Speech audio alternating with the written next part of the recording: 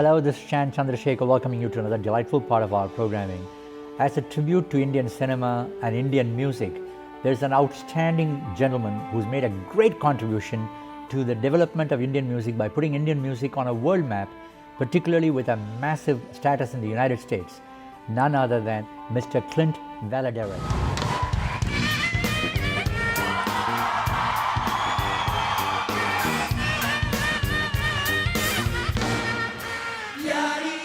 Clint, what a pleasure to see you. Thank you, Sean. Thank Clint, you. our hearty congratulations to you. You are the managing director of one of the most prestigious, I would say, institutions, which is the Berklee India Exchange, as in Boston, Massachusetts, and it's well known all over the world. Tell me about this incredible accomplishment. Thank you, Sean. I'm a fan of yours. The work that you and Jai have done is incredible.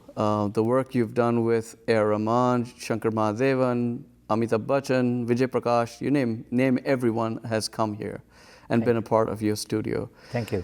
So thank you for bringing television to the world. Very kind of you. I'm humbled to be here, and I must share with you that Annette Phillip is a dear friend of mine, and over the years we joined hands because we were so lucky to have a platform at Berklee College of Music, one of the preeminent schools of music in the world. Absolutely. And the President Raja Brown, has been a supporter of this initiative from day one. Mm-hmm. It kind of started with Annette having this fantastic ensemble called the Berklee Indian Ensemble. And I was running a program called Berklee City Music, mm-hmm. where we were creating access for kids from underserved communities. Mm-hmm. We had about 6 sites over 10 years, and the president of Berklee and leadership at the college said to me, we need to grow this. Mm-hmm. So I was the director at the time, and we grew it to about 35 sites in a year. Wow. And they were like, stop. Mm-hmm. So in fact, we have 2 sites, one Dixon Hall in Toronto and the Sarah McLachlan School of Music in Vancouver. And Dixon Hall is supported by Gary Slate, who's a native of Toronto, who's a philanthropist. Right. And the Slate family has always been very supportive of great activities like this. His father, Alan Slate, and Gary have both been extremely kind for community initiatives. Yeah, and so we were fortunate to have Gary in our corner. Right. And so we, had these 35 sites, grew it to about 44, and then we got McKinsey and Company to work with us pro bono. Uh-huh. Not only to look at models to build this program horizontally to grow it, and also grow it vertically to reach more kids at each program, each site. So these were after-school programs where students were studying music and getting access to more music education. When that program was really successful, we had about 100 students from various sites come to the 5-week program at Berklee, which has over 1,000 students come from all over the world. Mm-hmm. But these students come at no cost to them. Mm-hmm. So the site director covers the cost, the site covers the cost for their travel, and mm-hmm. Berklee covers their tuition. Mm-hmm. And if they do well, they could get the full tuition scholarship to go to Berklee. Mm-hmm. I said to myself, I need to figure out a way to do this for our people, mm-hmm. for our own community. And there was Annette, creating access for young people through music. And she had this fantastic ensemble. And the ensemble was just beginning to grow. They were always sold out at various locations at Berklee. And I said to Annette, she'd travel with me to some of these city music sites. Mm. And we'd done workshops and master classes and such. And we decided to get together, and I said, hey, what about we bring an artist? And the artist works with our students, and our students rearrange the music under Annette's leadership. And so our first artist was Clinton Cerejo. Mm. I remember calling him and saying, hey, Clinton, he was a friend. We grew up together, went to school together, played in church together. And Clinton said, yes, he would come. So he came, stayed at my house. Mm. We'd go to these rehearsals. And when he heard his music rearranged, mm-hmm. and played the way it was played with professionalism, mm-hmm. With funk and jazz and hip hop and all these influences mm-hmm. of Western culture, mm-hmm. with the Indian music being at its core, he was blown away and said, this is the best experience I've had. And the concert was completely sold out. At that concert, we had the president of Berklee speak. And so we invited him, and he came and he spoke, and he saw all these Indians going crazy and South Asians. So he said, okay, this was a success. What are we going to do now? And Annette and I both said we wanted to bring A.R. Rahman as our next artist. And we want to give him an honorary doctorate from Berklee. And, A.R. is like trying to bring God to your world. Yeah. It was a dream. Yeah. And the president of Berklee said, yes, let's do it. So we reached out to A.R., and A.R. said yes. And we put on a concert at Symphony Hall that was completely sold out. And it was magnificent. That's fantastic. We had over 60 musicians in that orchestra, dancers. It was completely amazing. And A.R. was sitting at the side of me, and he said, did I write those songs? We said, yes, you wrote those songs, but it was arranged by Annette and other faculty members and students, and that's the outcome. And so that put us on the map. The medley that you created as a tribute to A.R. Rahman and his contribution to music was remarkable. I had the pleasure of having A.R. here more than once in the studio. And in one of my interviews, I had an extensive discussion with him about Berklee and his experience there. You talked about different bands from different parts of the world. Your music is probably being done by most bands in most places from around the world. Some of them have actually taken keen interest and trouble to do it as accurately as possible. And one such who dedicated themselves was really in Boston, Berklee. What a tribute that they have paid to you. Yeah, they're amazing musicians, yes. Yeah, they took Jia Jale. Oh, that song, I have to compliment you, is one of the most difficult interludes I've ever come across. I don't think any average musician can play that at all. First of all, I don't even know how you even composed it, okay? Because there's got to be some God's divine intervention that day for you. Because sometimes it's difficult even for you to compose something like that now, because it just came to you at that time. I just want to show audience that particular interlude. The song is beautiful, leave the song now, but let's just look at the interlude.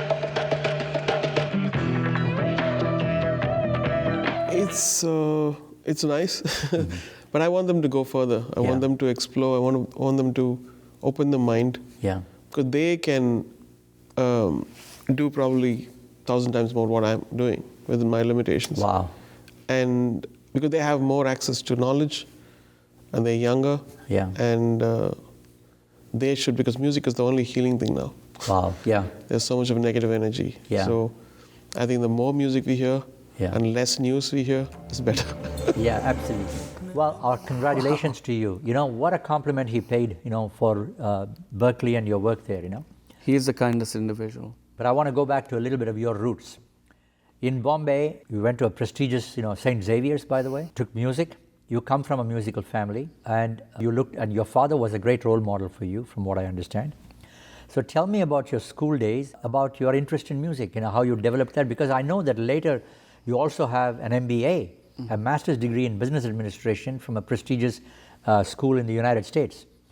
What a combination between creativity and some business acumen. So tell me about it. Yeah, I was lucky. When I was young, my father had vision, and mother and father just supported us to do music. Yeah. And we were playing in church, as I said. And, we were playing gospel songs and songs. But you were also fascinated with Michael Jackson. Oh yeah, absolutely. And Michael Jackson and Prince and all that stuff in church. And the priest didn't know what we were doing really, but we were playing all this stuff, and it was influencing us. And that's why, in the music we've all created, you see the influences of church with what Annette has done, what Clinton has done. It was a great time. My father was really, really thinking ahead. What he did was he set up a drum set in our house. Our house was in Mahim in Bombay. Yeah. And it was a good location. And the house was built in 1889. It still is there in Bombay. So we had a drum set, a lot of space, and he'd invite musicians to come and rehearse there. Wow. So all the musicians from Bombay had come over to our house and rehearsed, and we had access to them. And my dad said, do you want to play in a band? I said, yeah. And, in fact, he had us go in a truck, 60 kids in a truck that had sand.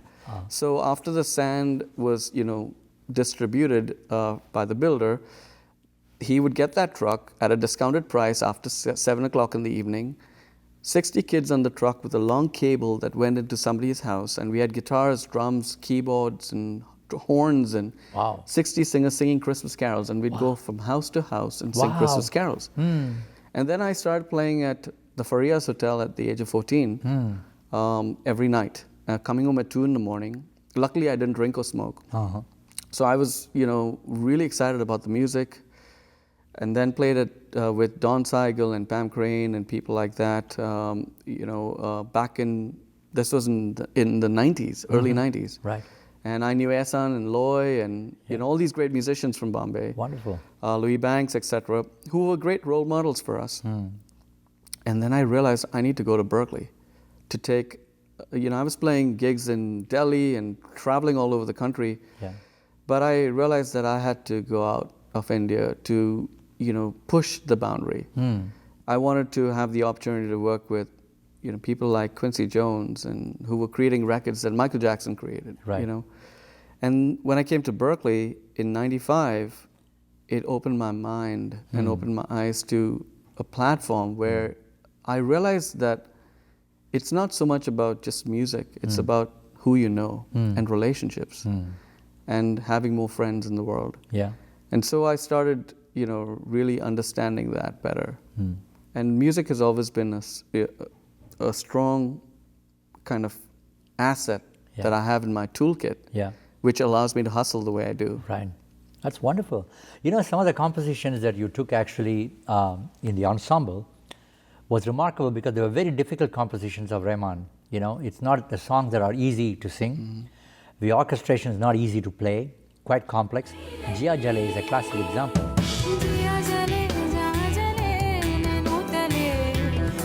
They did a superb job. Yes, that's the genius of Annette Phillip. Annette Phillip, she brings out the best in everybody. She's been able to work with a talented group of young people, and in fact, right now, the Berklee India Exchange team is made up of Annette Phillip as the artistic director. We have Rohit Jayaraman, who's the assistant manager, Lydia Rennell, who's assistant, and myself, and Merrick Vanna, who helps us with all our fundraising initiatives. Right. Clint, it's very interesting that you've got two parallel incredible organizations going. One is the Berklee India Exchange, and the other one is the Berklee Indian Ensemble. You have common connections in both of them, by the way. So tell us about this. So the Berklee Indian Ensemble was created by Annette Phillip. Okay. She's the founder of the Berklee Indian Ensemble. It was started in 2011, way before me. Okay. And Annette that's kind of been the platform to create this unique music that is also a way of us preserving the music of India. Right. And showcasing it and presenting it in a new way. Wonderful. With influences of the West and Western cultures. Okay. The Berklee India Exchange is the umbrella. Right. And the Berklee Indian Ensemble lives within the Berklee India Exchange. Okay. And we started the Berklee India Exchange was to change the mindsets of people through these experiences of the Berklee Indian Ensemble, to ensure that parents understand that music is not just an hobby. Music is an opportunity for them to express their passion, their motivation, and their career path. Right. A lot of families believe that you have to be a performer to be successful. But there are so many ways that young people are doing really well in the music, entertainment, media industries.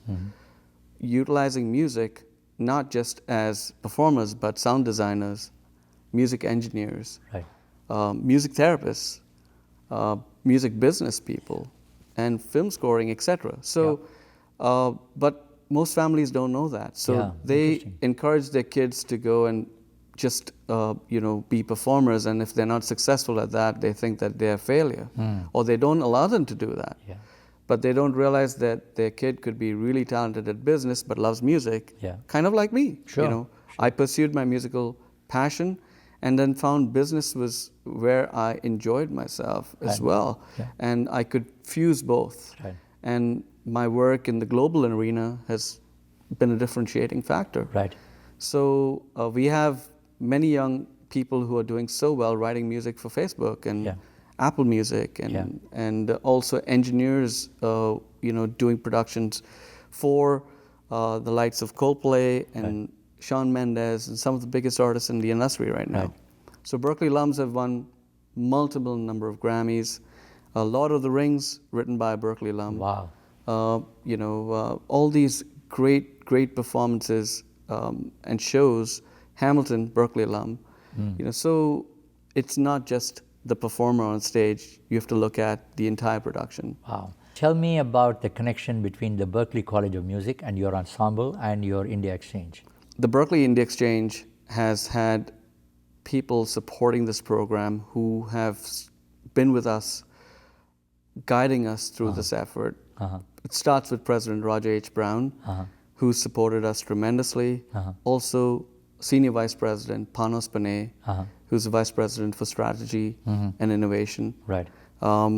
And we've also had philanthropists like Ms. Chandrika Tandon, who supported us from day one with a gift. And we've And these are people who've created scholarships, in other words. They've actually supported us to conduct workshops in India and beyond India. And we've been able to create an access point for young people to come to Berklee and access Berklee through Berklee Online, or Berklee in Valencia, or Berklee in Boston. Wow. I've heard this very interesting development that you're in the process of implementing, I believe, which sounded a very innovative concept. In the past, people were going from America or Canada to India to experience the Gurukulam concept, Gurukul. Yes. You felt that, why should it be from this way back to India? Why don't you bring some of those gurus in here on sabbatical basis and have the experience, so that the students here have that experience here? That's a very interesting concept. So tell us about it. Yeah, we're it's a work in progress. The fortunate part is we have Rohit Jayaraman, who's on our team, who's a fantastic vocalist. You must see his version of a 5-piece band that was a John McLaughlin tune. Wow. With Shankar Mahadevan. So Rohit actually comes from San Jose. And he's a fantastic Carnatic singer. So Rohit's developing a course to be able to teach Carnatic music at Berklee, and also is working on a kind of Gurukul that we might create a 1-week program at Berklee for the community to experience our systems of learning back in India in Boston. It's fascinating. You've had a background in choir for the church singing, in a choir there's fantastic harmony. But now you've introduced, through Berklee's program, Indian popular movie songs from the Bombay film industry or Madras film industry, South Indian film industry, Indian film industry portrayed with a bit of Western music touch and harmony in it, with chorus singers behind. Beautiful voices in the background as counters to the songs, which did not exist in the original composition. So even the composer who has composed that song, like A.R. Rahman or others, are quite thrilled with the way you have morphed these songs beautifully. Yeah, so that's a great question.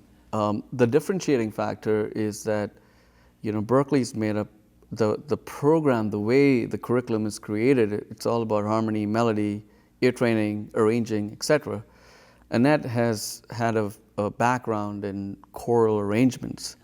And so she is able to blend all these beautiful voices together and blend it with not changing the song, but actually adding value to the song.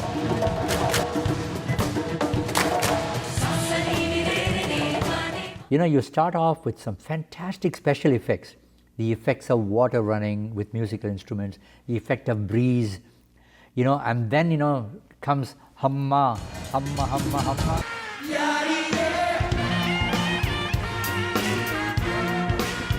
Brilliantly done, okay? And and when the live audience are there, they go crazy, okay?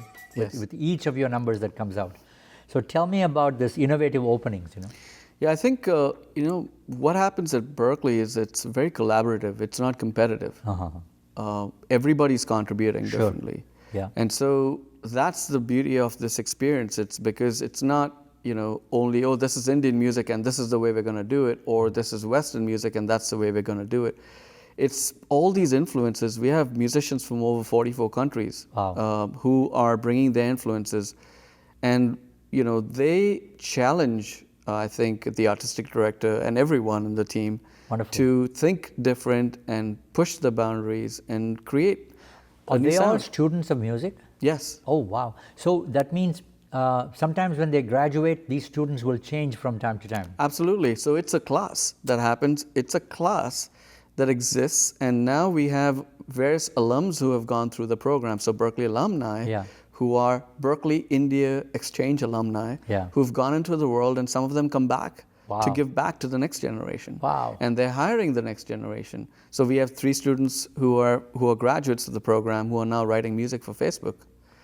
So it's a phenomenal experience because it's going to live beyond us. That's fabulous. You've done incredible medleys, and you take moods, so romantic songs in one cluster. Here's an example.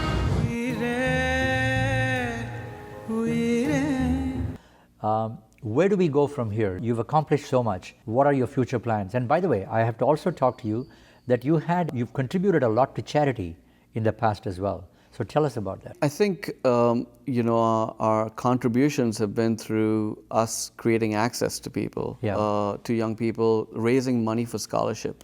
Because we want to make music accessible to young people, and we felt that there are talented people everywhere, especially in India. Annette and I started this program because we came through scholarship, through some individual who believed in what we were doing. I see. And created the access point for us.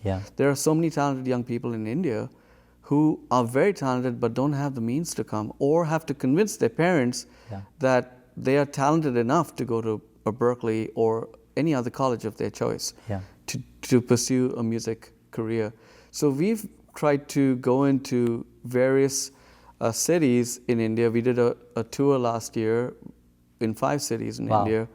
And we've tried to also raise money through philanthropists and people who care about the arts to promote music, to promote the performing arts, to promote dancers. And we're actually excited about a concert we're going to do, which is going to be Zakir Hussain, Ustad Zakir Hussain, with the Berklee Indian Ensemble. So tell me about your role in Boston Pops Orchestra in the past. I've worked with the American Federation of Musicians, and that was just after graduating from Berklee. And at that time, I was fortunate to be the director of the booking agency and also negotiate contracts for the Boston Symphony, Boston Pops, 23 orchestras in Boston, and also worked with bands that left Broadway, and in each city they would pick up musicians. So I'd negotiate and hire some of the musicians in local cities. So that was my experience. I had the opportunity to work with various Boston Pops orchestra musicians and some of the theater musicians as well. That's wonderful. Tell me a bit about your family. My family, I have a beautiful, beautiful young daughter. She's 10 years old now. Lovely. And my wife is from Bulgaria. Your daughter, I have a pleasant surprise for you. I've got a little piece of music you were playing on the keyboard, on the piano, with your daughter singing with you when she was only 4 years old. So I want you to just watch this. It's a pleasant surprise. Everybody sleep now. Everybody now. Everybody sleep until the sun grows up right now. Everybody sleep. Everybody now. Sleep now in your time. You know, one of the observations that I have, that in the past we've isolated Carnatic music, Hindustani music, and Bollywood popular songs, but you've brought them all together. Tell me about the involvement of youth. How have you, managed to attract the youth to Indian music? Shan, that's a great observation. You're the first person to ask me this question, and I think it's a very relevant question. We realized that, audiences were going to watch Bollywood music concerts or Carnatic music concerts and Hindustani music concerts, and not always these audiences would go to, each other's concerts. And we decided, we need to create music that's for everybody. and respect the ustads of the classical world, and also respect the musicians who've created this incredible Bollywood music that's reaching hearts and minds and touching people everywhere. So we were able to utilizing technology, so that young people who live in the US, who parents think should learn tabla or learn Bharatanatyam, but are accessing music through sounds on a electronic device like an iPad, how can we reach them? How can we connect them with our culture? And that's what we aspire to do. So we were able to shape the music such that it's accessible to everybody. And that's what's happening. And young people are excited about the music. They want to participate in the music. They want to consume this music. And they're willing to pay for this music. So in India, you have about 400 million cell phones. In 2030, you might have 950 million cell phones. Why can't we provide this content to them that's rich? Audiences are very smart these days. Yeah. They understand. And also, how can we cross genres? Yeah. So that's what we're trying to do. And so far, it's been fun. That's fantastic. What can people expect from Clint in the coming years? I think, that's a hard question, because I think every day we're pushing the boundaries. And just expect me to dream like you're dreaming. And, I think I have such amazing mentors who've guided me all the way through. And, in fact, I'll share a little tidbit. We're working on a song with Mr. A.R. Rahman that is going to be iconic. It's about conflict and racism, especially with what's going on in the world. And A.R. With another incredible artist named Mesa Kara from Lebanon have kind of written the song, and we're arranging it at the moment, and it's got some incredible pieces, and we're going to get artists from all over the world to perform with us. Oh, wonderful. Our dream is also to do a concert with Mr. A.R. Rahman at Fenway Park, hopefully in 2021. Wow. So we keep dreaming, and all our dreams have come through so far. So That's we just wonderful. manifest. Well, we want to wish you all the best. May God bless you, and have all your dreams come true. You've already accomplished a great deal. I have to compliment you on your contribution to the music of Indian cinema in the Western world in a much wider perspective. It's not just the South Asians who go to a movie to watch the movie, but the way you've made them understand Indian music, portrayed them on stage, recreated them is absolutely fabulous. It's highly commendable what you have done, you and your partners. Annette, both of you deserve tremendous compliments on this. And may God bless you, and we wish you all the best, and good luck with your family, and do come and visit us again. Thanks, Sean. Keep doing the great work you're doing. I think people like us are so humbled to be here. It takes a village. It's not, I'm just a little piece of it. There are so many incredible people who make this all happen. All the musicians who contribute to it every day, leading from Annette's work as the artistic director, Lydia Rennell, Rohit Jararaman, Merrick Vanna, the president of Berklee, and so on and so forth. Everybody has played a huge role to make this happen, and all our fans. We have 139 million views on YouTube now. Fantastic. And it's only fans who view these videos and share them. So thanks to them. That's wonderful. Thank you so much for having me here, and I'd love to come back again. That's wonderful. We look forward to that. Take care. Keep up Thanks, the Sean. great work you're doing.